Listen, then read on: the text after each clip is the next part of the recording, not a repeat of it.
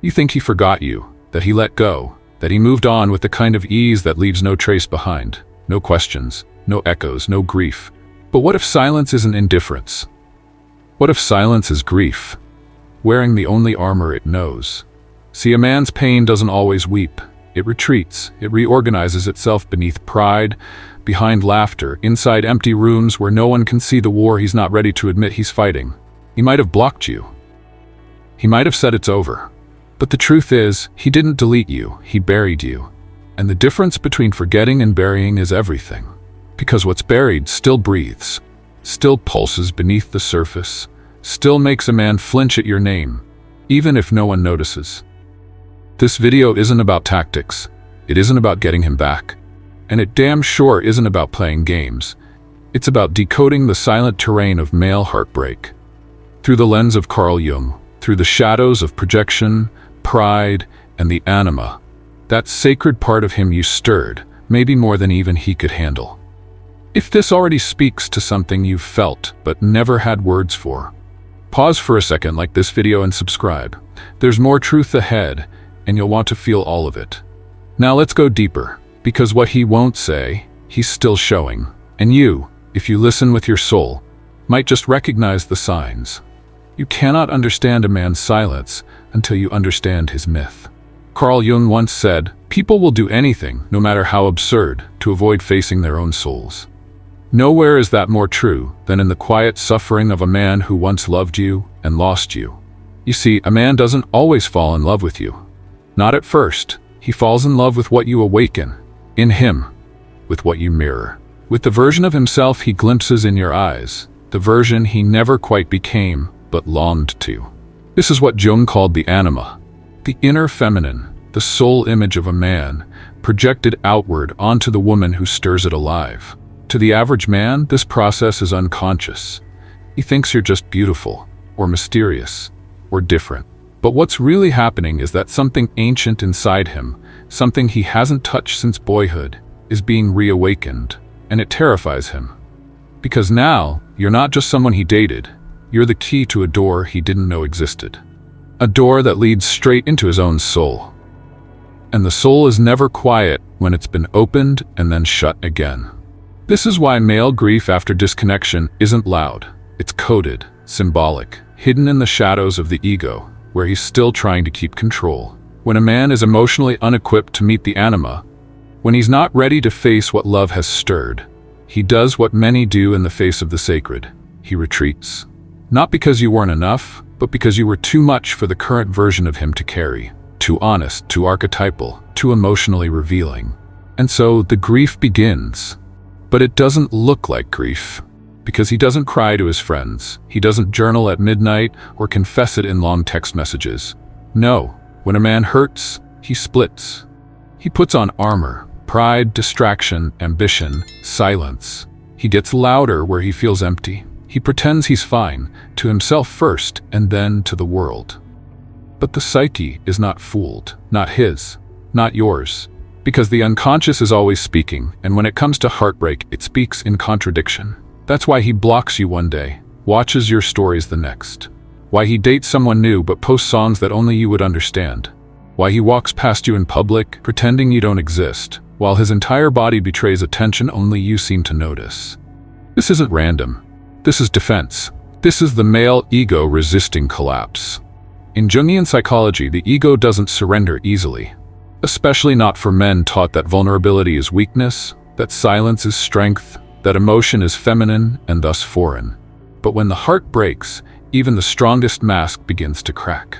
And so the man you once knew becomes a paradox. One moment he's unbothered, the next he's passive-aggressively reacting to your presence. Then he disappears.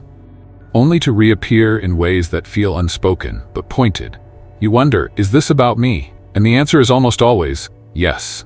But not in the way you think. He's not playing games. He's protecting his identity, the part of him that cannot admit he lost something sacred, without also admitting he wasn't ready to hold it. That's the wound. And it's not about you being unforgettable. It's about what he became in your presence, being irreplaceable. Because you didn't just enter his life. You entered his unconscious.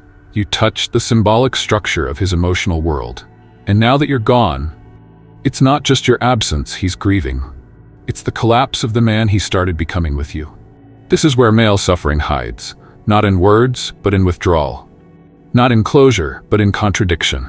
Not in clarity, but in a quiet war between what he feels and what his pride can't let him admit.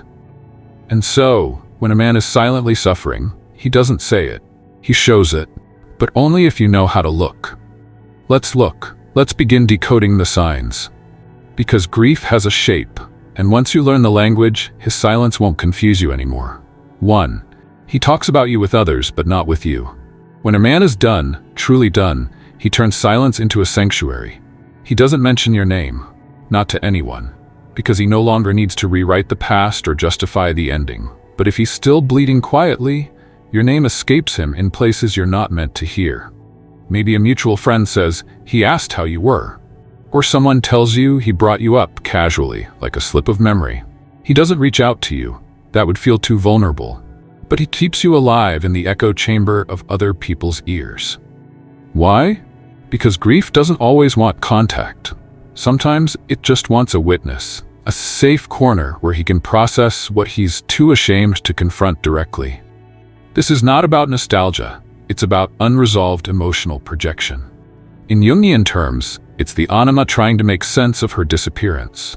He's not talking about you. He's talking to you, through others. Because his mind can't justify messaging you, but his soul isn't ready to silence your name. And what do you do with this knowledge? Nothing. You don't chase the ghost. You don't interpret the breadcrumbs as a path back. You simply understand. When a man still speaks of you in the shadows, it's not performance. It's confession. And confession is never for show. It's for the soul's own relief. 2. He avoids you in person, but can't stop watching you. There's a certain kind of silence that isn't cold, it's sacred. It's the silence of someone standing too close to the fire, afraid they'll burn. You see him across the room. He doesn't approach, doesn't say hello, barely even glances your way. And when he does, it's brief, awkward, calculated.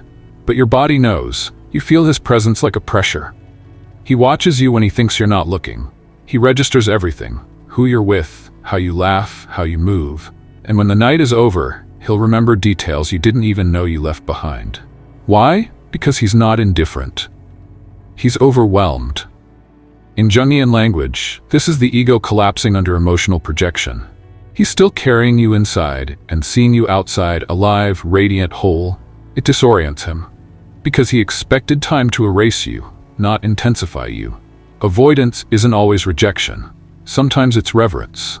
He avoids because he's afraid his mask will fall, that if he looks you in the eyes, his armor won't hold, and that terrifies him more than losing you did. So he stays distant, watches, withdraws, and you might think he doesn't care. But the truth is, caring has become too costly. So instead of confronting the ache, he watches you like a memory he's not ready to bury. And that is its own kind of love. Not healthy, not actionable, but real in its ache. 3. He looks like he's thriving, but everything feels a little too loud. You scroll past his stories. He's smiling, at the gym, with friends, in some rooftop bar he never went to when you were together. His captions say things like, "On the other side of pain is power," or "Learning to love myself again." And maybe a part of you wonders, was I the problem?